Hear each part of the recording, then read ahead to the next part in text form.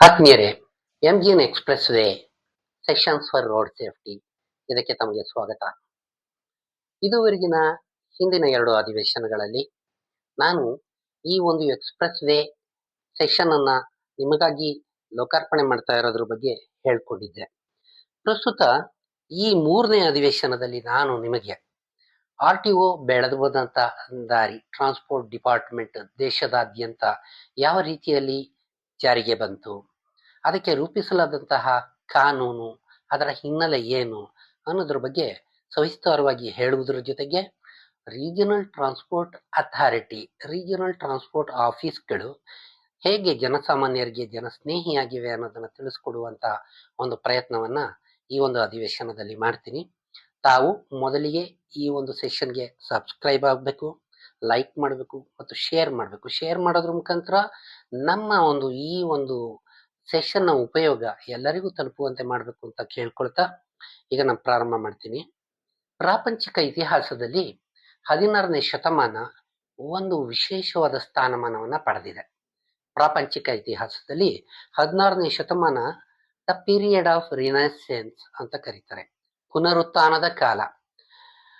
ಐರೋಪ್ಯ ರಾಷ್ಟ್ರಗಳು, ಪೋರ್ಚುಗೀಸರು, ಡಚ್ಚರು, ಆಂಗ್ಲರು, ಫ್ರೆಂಚರು ಎಲ್ಲರೂ ಸೇರಿ ಆ ದಿನಮಾನಗಳಲ್ಲಿ ಪ್ರಪಂಚದ ಇತರ ಭೂಭಾಗಗಳೊಂದಿಗೆ ಒಂದು ಸಂಪರ್ಕವನ್ನು ಮಾಡಲಿಕ್ಕೆ ಪ್ರಯತ್ನ ಮಾಡ್ತಾ ಇದ್ದಂತ ಕಾಲ.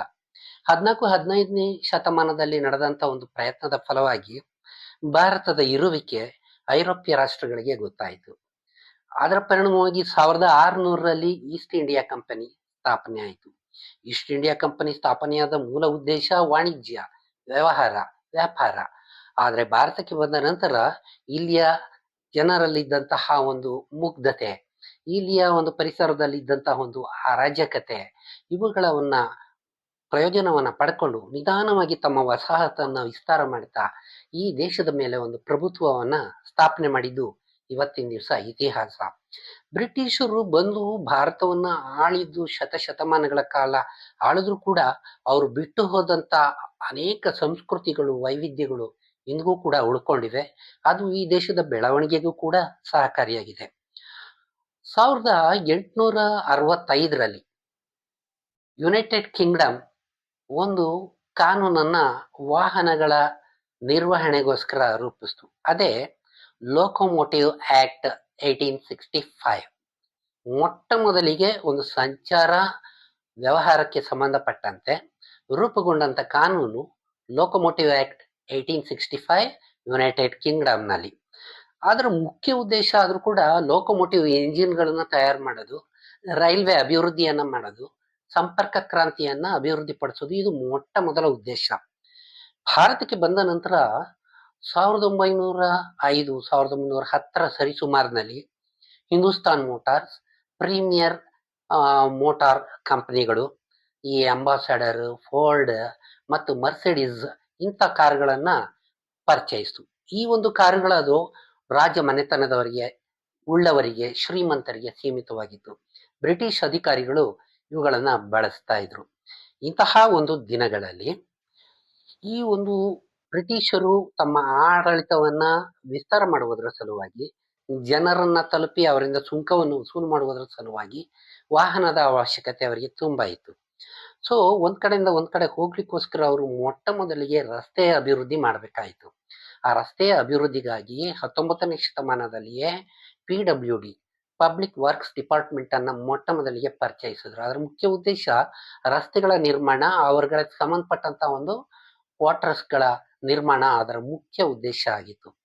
ಅಲ್ಲಿಂದ ಮುಂದುವರೆದು ಯಾವಾಗ ಈ ಒಂದು ವಾಹನಗಳ ಅವಶ್ಯಕತೆ ಇತ್ತು, ವಾಹನಗಳು ದಿನ ಕ್ರಮೇಣ ಜಾಸ್ತಿ ಆಗ್ತಾ ಬಂತು, ಅವುಗಳನ್ನ ಒಂದು ನಿರ್ವಹಣೆ ಮಾಡೋದಕ್ಕೆ, ಒಂದು ನಿಯಂತ್ರಣ ಮಾಡೋದಕ್ಕೆ ಒಂದು ಕಾನೂನನ್ನ ರೂಪಿಸ್ಬೇಕು ಅಂತ ಮೊಟ್ಟ ಮೊದಲ ಬಾರಿಗೆ 1914ರಲ್ಲಿ ಇಂಡಿಯನ್ ಮೋಟಾರ್ ವೆಹಿಕಲ್ ಆಕ್ಟ್ ಅಂತಕ್ಕಂಥದನ್ನ ಜಾರಿಗೆ ತಂದ್ರು. ಆ ಇಂಡಿಯನ್ ಮೋಟಾರ್ ವೆಹಿಕಲ್ ಆಕ್ಟ್ ಅಲ್ಲಿ ಈ ಒಂದು ಟ್ರಾನ್ಸ್ಪೋರ್ಟ್ ಡಿಪಾರ್ಟ್ಮೆಂಟ್ ಜೊತೆಗೆ ಕೋಆರ್ಡಿನೇಷನ್ ಮಾಡೋದಕ್ಕೋಸ್ಕರ PWD ಡಿಪಾರ್ಟ್ಮೆಂಟ್ ಇತ್ತು, ಪೊಲೀಸ್ ಇಲಾಖೆ ಇತ್ತು. ಇವರು PWD ಅವರು ರಸ್ತೆ ನಿರ್ವಹಣೆ ಕಡೆಗೆ ಗಮನ ಕೊಟ್ಟರೆ ಪೊಲೀಸ್ನವರು ಇದನ್ನ ನಿಯಂತ್ರಣ ಮಾಡ್ತಾ ಇದ್ರು. ಈ ಒಂದು 1938ರಲ್ಲಿ ಇದರ ಬಗ್ಗೆ ಹೆಚ್ಚಿನ ಚಿಂತನೆಗಳು ನಡೆದು ಅವರ ಅಧಿಕಾರಿಗಳು ಮತ್ತು ರಾಜಮನೆತನದವರ ಒಂದು ಒತ್ತಾಯದ ಮೇರೆಗೆ, ರಾಜಪ್ರಭುತ್ವದ ಒಂದು ಒತ್ತಾಸೆಯ ಮೇರೆಗೆ ಕೆಲವೊಂದು ಬದಲಾವಣೆಗಳನ್ನು ತಂದು 1939ರಲ್ಲಿ ಮತ್ತೊಂದು ತಿದ್ದುಪಡಿಯನ್ನು ತಂದು ಇಂಡಿಯನ್ ಮೋಟಾರ್ ವೆಹಿಕಲ್ ಆಕ್ಟ್ 1939 ಜಾರಿಗೆ ಬಂತು. ಇದರ ಒಂದು ಜಾರಿಗೆ ಬಂದಿದ್ದರ ಪರಿಣಾಮವಾಗಿ 1939ರಲ್ಲಿ ಮೊದಲ ಬಾರಿಗೆ ಎಲ್ಲ ರಾಜ್ಯಗಳಲ್ಲೂ ಪ್ರಾದೇಶಿಕ ಸಾರಿಗೆ ಪ್ರಾಧಿಕಾರಗಳು, ರೀಜನಲ್ ಟ್ರಾನ್ಸ್ಪೋರ್ಟ್ ಅಥಾರಿಟಿಗಳು ಫಸ್ಟ್ ಜಾರಿಗೆ ಬಂತು. ಈ ರೀಜನಲ್ ಟ್ರಾನ್ಸ್ಪೋರ್ಟ್ ಆಫೀಸ್ಗಳ ರೀತಿಯಲ್ಲಿ ರೀಜನಲ್ ಟ್ರಾನ್ಸ್ಪೋರ್ಟ್ ಅಥಾರಿಟಿಗಳು, ಇವರ ಮುಖ್ಯ ಉದ್ದೇಶ ವಾಹನಗಳನ್ನ ನೋಂದಣಿ ಮಾಡೋದು. ನೋಂದಣಿ ಮಾಡದಂತ ವಾಹನಗಳನ್ನ ಚಾಲನೆ ಮಾಡಲಿಕ್ಕೆ ಪರವಾನಗಿಯನ್ನು ಕೊಡ್ತಕ್ಕಂಥದ್ದು. ಈ ಪರವಾನಗಿಯನ್ನು ಪಡೆದಂತ ವಾಹನ ಚಾಲಕರು ರಸ್ತೆಯಲ್ಲಿ ಮಾಡ್ತಕ್ಕಂಥ ತಪ್ಪುಗಳನ್ನ ನಿಯಂತ್ರಣ ಮಾಡೋದಕ್ಕೋಸ್ಕರ ಒಂದು ಎನ್ಫೋರ್ಸ್ಮೆಂಟ್ ಸೆಲ್ ಅನ್ನ ಸ್ಥಾಪನೆ ಮಾಡಿದ್ರು. ಅದರ ಮುಖಾಂತರ ಚೆಕಿಂಗ್ ಅನ್ನ ಮಾಡೋದು. ಅದರ ಜೊತೆಗೆ ರಾಜ್ಯಾದಾಯವನ್ನ ಹೆಚ್ಚಿಸುವಂತ ಒಂದು ರೆವಿನ್ಯೂ ಅಥಾರಿಟಿಯನ್ನಾಗಿ ಕೂಡ ಮಾಡಿದ್ರು. ತದನಂತರ 1947ರಲ್ಲಿ ದೇಶಕ್ಕೆ ಸ್ವಾತಂತ್ರ್ಯ ಬಂತು. ಭಾರತ ರತ್ನ ಡಾಕ್ಟರ್ BR ಅಂಬೇಡ್ಕರ್ ಅವರ ಒಂದು ನೇತೃತ್ವದಲ್ಲಿ ಸಂವಿಧಾನ ಸಮರ್ಪಣೆ ಆಯಿತು 1951ರಲ್ಲಿ. ಆ ಒಂದು ಸಂವಿಧಾನ ಈ ದೇಶದ ಎಲ್ಲಾ ಕಾನೂನುಗಳ ತಾಯಿ. ಎಲ್ಲಾ ಡಿಪಾರ್ಟ್ಮೆಂಟ್ಗಳಿಗೂ ಇರ್ತಕ್ಕಂಥ ಒಂದು ಆಕ್ಟ್ ರೂಲ್ಸ್ ಏನಿದೆ ಅವುಗಳ ತಾಯಿ ಸಂವಿಧಾನ. ಸೊ ಈ ಸಂವಿಧಾನದ ಅಡಿಯಲ್ಲೇ ಅನೇಕ ತಿದ್ದುಪಡಿಗಳು, ಬದಲಾವಣೆಗಳು ಕಾಲದಿಂದ ಕಾಲದಕ್ಕೆ ಆಗ್ತಾ ಇದ್ರು ಕೂಡ ಇಡೀ ದೇಶಕ್ಕೆ ಅನ್ವಯಿಸುವಂತ ಒಂದು ಕಾನೂನನ್ನ ಮಾಡಲೇಬೇಕು ಅಂತ ಮನಗಂಡು 1988ರಲ್ಲಿ ಅಂತಿಮವಾಗಿ ಸೆಂಟ್ರಲ್ ಮೋಟಾರ್ ವೆಹಿಕಲ್ ಆಕ್ಟ್ ಜಾರಿಗೆ ಬಂತು. ಇಂಡಿಯನ್ ಮೋಟಾರ್ ವೆಹಿಕಲ್ ಆಕ್ಟ್ ಹೋಗಿ ಸೆಂಟ್ರಲ್ ಮೋಟಾರ್ ವೆಹಿಕಲ್ ಆಕ್ಟ್ ಜಾರಿಗೆ ಬಂತು. ಅದರ ಅಡಿನಲ್ಲಿ 1989ರಲ್ಲಿ ಸೆಂಟ್ರಲ್ ಮೋಟಾರ್ ವೆಹಿಕಲ್ ರೂಲ್ಸ್ ಜಾರಿಗೆ ಬಂತು. ಏನಿದು ಆಕ್ಟ್ ರೂಲ್ಸ್ ವ್ಯತ್ಯಾಸ? ಆಕ್ಟ್ ಇಡೀ ದೇಶಕ್ಕೆ ಅನ್ವಯವಾಗುವ ಹಾಗೆ ಒಂದೇ ರೀತಿಯ ಕಾನೂನನ್ನ ಹೇಳುತ್ತೆ. ಏನು? ಫ್ಯಾಕ್ಟ್ ಹಾಗಂದ್ರೆ ಏನು? ವೆಹಿಕಲ್ ಅಂದ್ರೆ ಏನು? ಮಲ್ಟಿ ಆಕ್ಸಲ್ ವೆಹಿಕಲ್ ಅಂದ್ರೆ ಏನು ಅಂತ, ಅದು ಹೇಗೆ ಏನು ಅಂತ ಅದರ ಒಂದು ರೂಪುರೇಷೆಗಳನ್ನ ಹೇಳುವಂಥದ್ದು ಆಕ್ಟ್. ಅದರ ಅಡಿಯಲ್ಲಿ ಹೇಗೆ ಇಂಪ್ಲಿಮೆಂಟ್ ಮಾಡಬೇಕು ಅಂತ ಹೇಳ್ತಕ್ಕಂಥದ್ದು ರೂಲ್ಸ್. ಸೊ 1988ಅಲ್ಲಿ ಸೆಂಟ್ರಲ್ ಮೋಟಾರ್ ವೆಹಿಕಲ್ ಆಕ್ಟ್, 1989ನಲ್ಲಿ ಸೆಂಟ್ರಲ್ ಮೋಟಾರ್ ವೆಹಿಕಲ್ ರೂಲ್ಸ್ ಜಾರಿಗೆ ಬಂತು. ಇದನ್ನ ಮೀರಿ ನಮ್ಮ ಸಂವಿಧಾನದಲ್ಲಿ ಒಂದು ಹೊಸ ಅವಕಾಶಗಳನ್ನ ಮಾಡಿಕೊಟ್ಟು ಎಲ್ಲ ರಾಜ್ಯಗಳು ಅವರದೇ ಆದಂತ ಒಂದು ಸ್ಟೇಟ್ ಮೋಟಾರ್ ವೆಹಿಕಲ್ ರೂಲ್ಗಳನ್ನ ಹೊಂದಲಿಕ್ಕೆ ಅವಕಾಶ ಮಾಡಿಕೊಳ್ಳಾಯಿತು, ಅವರವರ ಅಗತ್ಯತೆಗಳಿಗೆ ತಕ್ಕಂತೆ.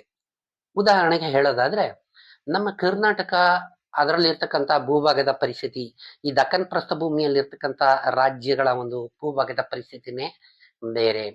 ಇನ್ನು ಆ ಜಾರ್ಖಂಡ್ ಮತ್ತು ಹಿಮಾಲಯದ ಸಪ್ತ ಸೋದರಿಯರ ರಾಜ್ಯ ಗುಡ್ಡಗಾಡು ಪ್ರದೇಶಗಳು, ಅಲ್ಲಿರ್ತಕ್ಕಂಥ ರಸ್ತೆಯ ಪರಿಸ್ಥಿತಿಗಳೇ ಬೇರೆ. ಇನ್ನು ಕರಾವಳಿ ತೀರ ಪ್ರದೇಶದ ರಸ್ತೆಯ ಪರಿಸ್ಥಿತಿಗಳೇ ಬೇರೆ. ಇನ್ನು ಜಮ್ಮು ಕಾಶ್ಮೀರ್ನಲ್ಲಿ ಅಲ್ಲಿರ್ತಕ್ಕಂಥ ರಸ್ತೆಯ ಪರಿಸ್ಥಿತಿಗಳೇ ಬೇರೆ.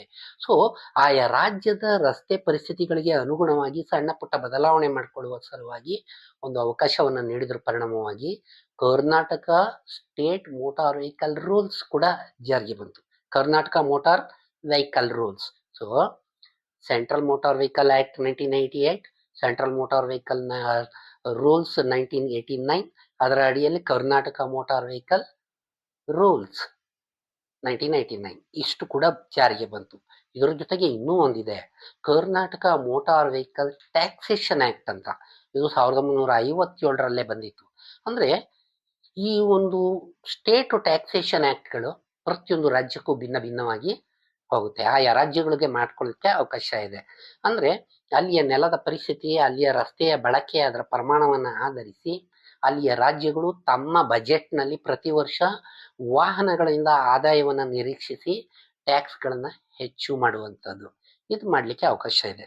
ಇಷ್ಟೆಲ್ಲ ಆಗುವಾಗ ನಾವೊಂದು ಬಹಳ ಮುಖ್ಯವಾದ ಒಂದು ವಿಷಯವನ್ನ ಗಮನಿಸಬೇಕು. ಈ ವಾಹನಗಳ ಉತ್ಪಾದನೆ 1900ರಲ್ಲಿ ಪ್ರಾರಂಭವಾದದ್ದು. ಹಿಂದೂಸ್ತಾನ್ ಮೋಟಾರ್ಸ್, ಆಮೇಲೆ ಪ್ರೀಮಿಯರ್ ಮೋಟಾರ್ಸ್ ಲಿಮಿಟೆಡ್, ಇವರ ಮುಖಾಂತರ ಬಂದಂತ ಅಂಬಾಸಡರ್ ಕಾರ್ಗಳು, ಪ್ರೀಮಿಯರ್ ಪದ್ಮಿನಿ ಕಾರ್ಗಳು ನಿಮ್ಗೆಲ್ಲ ಗೊತ್ತಿರುವಂತದ್ದೇ. ತದನಂತರ ಮರ್ಸಿಡಿಸ್ ಕಾರ್ಗಳು. ಅದು ಮುಂದುವರೆದಂತೆ 1980ರಲ್ಲಿ 81ರಲ್ಲಿ ಒಂದು ಕ್ರಾಂತಿ ಆಯಿತು.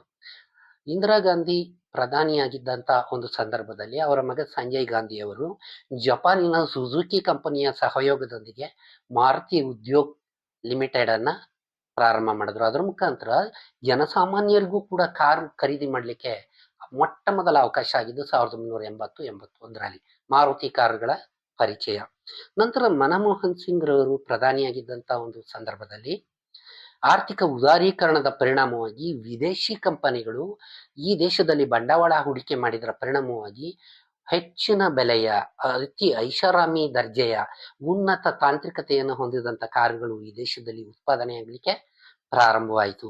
ತದನಂತರ ಪ್ರಧಾನಮಂತ್ರಿಗಳಾಗಿದ್ದಂತಹ ಅಟಲ್ ಬಿಹಾರಿ ವಾಜಪೇಯಿ ಅವರ ಕಾಲದಲ್ಲಿ ರಸ್ತೆ ಅಭಿವೃದ್ಧಿಗಳಿಗೆ ಅತಿ ಹೆಚ್ಚನ್ನ ಕೊಟ್ಟು ಈ ದೇಶದ ಮೂಲೆ ಮೂಲೆಗಳನ್ನು ಸಂಪರ್ಕಿಸುವಂತ ರಾಜ್ಯ ಹೆದ್ದಾರಿ ನಿಗಮ NHAI national highway authority of India ಜಾರಿಗೆ ಬಂತು. ಈ ದೇಶದ ರಸ್ತೆಗಳೆಲ್ಲ ಅಭಿವೃದ್ಧಿ ಹೊಂದ್ತಾ ಹೆಚ್ಚಾಗ್ತಾ ಇರ್ತಕ್ಕಂಥ ಈ ವಾಹನ ಬಳಕೆಗಳು, ಇದನ್ನ ನಿಯಂತ್ರಿಸಲಿಕ್ಕೆ ಈ ಕಾನೂನುಗಳು ಬೇಕಲ್ವಾ? ಇದನ್ನೆಲ್ಲ ನಿಯಂತ್ರಿಸಲಿಕ್ಕೆ ಒಂದು ಆಡಳಿತ ವ್ಯವಸ್ಥೆ ಬೇಕಲ್ವಾ? ಈ ಆಡಳಿತ ವ್ಯವಸ್ಥೆ ನಮ್ಮ ಕರ್ನಾಟಕದಲ್ಲಿ ಯಾವ ರೀತಿಯಲ್ಲಿದೆ? ಪ್ರಾದೇಶಿಕ ಸಾರಿಗೆ ಅಧಿಕಾರಿಗಳು ಯಾರ ಅಧೀನದಲ್ಲಿ ಬರುತ್ತೆ? ಸಾರಿಗೆ ಇಲಾಖೆಯ ಮುಖ್ಯಸ್ಥರು ಯಾರು? ಇವುಗಳನ್ನೆಲ್ಲ ಮುಂದಿನ ಅಧಿವೇಶನದಲ್ಲಿ ನಾವು ತಿಳ್ಕೊಳ್ಳೋಣ ಅಂತ ಹೇಳ್ತಾ, ಇಷ್ಟು ಹೊತ್ತು ನೀವು ಅಧಿವೇಶನದಲ್ಲಿ ಭಾಗವಹಿಸೋದಕ್ಕೆ ನಿಮ್ಮೆಲ್ಲರಿಗೂ ನಾನು ಆಭಾರಿಯಾಗಿದ್ದೇನೆ. ಮುಂದಿನ ಅಧಿವೇಶನದಲ್ಲಿ ನಾವು ಮತ್ತೆ ಭೇಟಿಯಾಗೋಣ. Thank you.